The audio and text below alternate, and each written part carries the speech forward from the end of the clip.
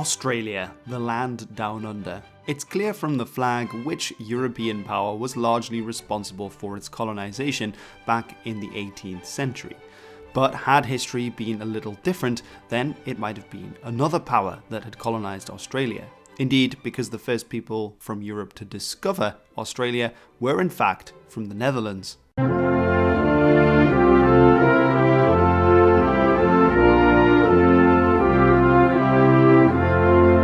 This was in 1606 with the ship Guzheng, a VOC ship captained by Willem Janszoon, who first sailed into view of Australia and reported his findings back. This was reported back to the VOC, the Dutch East India Company, which of course already had holdings in what is today Indonesia and the broader Malay archipelago. They were interested in finding new lands, new spices and new markets on which to sell their goods. However, the ships coming to Australia really didn't find all that much. More ships would return in 1616, such as the Eendracht in 1619, and again in 1622, all reporting their findings back. Probably the most famous second voyage to Australia was that of Abel Tasman, who arrived there in 1644, as he is the one that actually gave the name Nova Hollandia, meaning New Holland, to Australia. Now obviously that name wasn't going to stick around. I mean, a Pacific island named after a Dutch province, that's preposterous. It simply wouldn't stand today. Slowly but surely, with all of these Dutch expeditions around the coast, Dutch cartographers got quite a good idea of the layout of Australia, and slowly the maps got better, even though for a long time they believed that Australia formed a kind of huge supercontinent rather than the large landmass it does. But if they sent so many expeditions to Australia, why did they never bother to set up any colonies there? Well, part of the reason why can be seen in the notes sent back from expeditions like Guzheng, the reports to the VOC. One of them stated that in sending their men on shore to entreat of trade, there were 9 of them killed by the heathens, which are man-eaters. Another report said that it found nothing profitable, but only poor naked beach runners without rice or any noteworthy fruits, very poor, and in many places evil-natured people. A change in attitudes can also be detected following the 1644 mission of Abel Tasman, which came back with a lot more information about the layout and geography of Australia's coastline, as well as the kinds of resources that might be found there. As written in A Useless Discovery, Tasman's discoveries put paid to various earlier ideas. Thus, in the resolution of the Governor-General and the Council of the Dutch Company relating to the grand project of exploration under Tasman's command, the object of discovery is the apparent rich southern and eastern lands.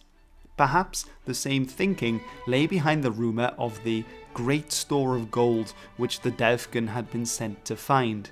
Such fancies were harder to entertain after 1644.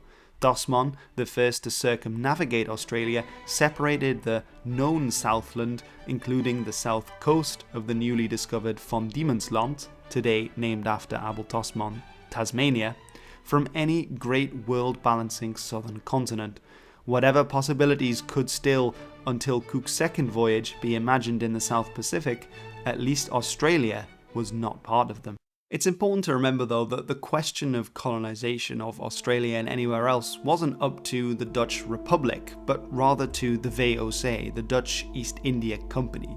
They essentially had the same rights signed over to them by the Dutch Republic to treat with foreign powers and to create treaties independent of the Dutch Republic and to have its own military forces. So essentially the arm of Dutch foreign policy on the high seas was completely under the control of the VOC and its sister company in the western half of the world, the WIC, the West India Company. That meant that for answering why the Dutch presence never spread to Australia, we need to look at the VOC's reasoning. And for the VOC, the most important thing of all wasn't national pride and creating colonies to have political power, but rather to turn a profit and anything that would help in turning that profit. And so for them, Australia didn't make too much sense.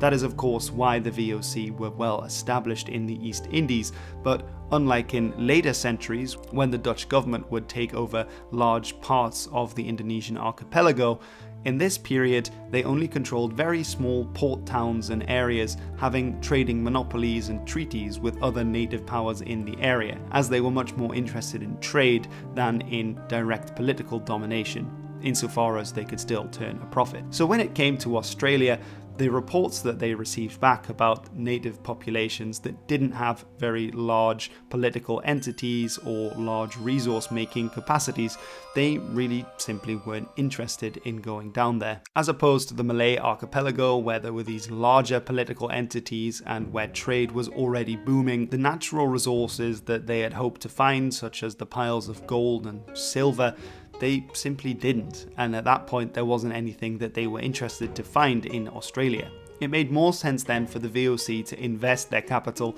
in other colonies and trading posts. For example, in the Cape of Good Hope, where they had established a trading colony in 1652, and which was an important way station for ships travelling to the Indies. The land and climate there were also far more susceptible to European forms of farming, certainly with the technology available to them in the 17th century. The Indies as well proved to be much more important in terms of their money-making capacity, and so they largely overlooked Australia following the 1640s. In 1718, a Swiss-born VOC soldier, Jean-Pierre Pury, suggested to the governor of Batavia, today's Jakarta in Indonesia, that they found a colony in the southern Eyre Peninsula of Australia, as he believed that there could be large gold and silver mines there that the Dutch might make use of. However, the VOC analysed his proposal and actually turned it down outright, saying that they had no interest in the venture, and for the rest of history they pretty much avoided Australia. And it wasn't until the British took an interest that there would be any real European colonisation of the island. They had already landed there in 1688 and again in 1699. But the important man for Australian history would be Captain Cook, who landed in Botany Bay in 1770. At this time, for the British, setting up a colony there was a different kettle of fish than it had been for the VOC a century earlier. This was because a few years later in 1783, they would be driven out of large parts of the northeastern seaboard of America following their defeat in the American Revolution. That meant that British imperial pride and purpose needed to be found elsewhere. And as another point of differentiation to the Dutch Republic, which always had a small population and which often actually relied on foreigners to fill in numbers in the VOC, like with Jean-Pierre Pury being Swiss, the British didn't have this problem. With a much larger population, certainly by the 18th century, and indeed they needed a place to put all their convicts, not only from Britain, but especially also from Ireland. And that, of course, is where the first colonies in Australia came from, the penal colonies that were set up and maintained. Technically, the first European permanent inhabitants of Australia were two men who were marooned after their involvement in a mutiny which shipwrecked the Dutch ship Batavia back in 1628, something I made a video on a few weeks ago, so you can watch that by clicking on the link in the description or the card. Nevertheless, that is the story of how Europeans came to Australia, and because of their interest in other things, the Dutch decided it wasn't for them, and so we find a British flag on the Australian flag. But had history been different, had the VOC listened to Jean-Pierre Pury, perhaps we might find a very different flag of Australia today. But more likely we wouldn't, because, well, you can't go ice skating in Australia, so I doubt the Dutch would have lasted the winter.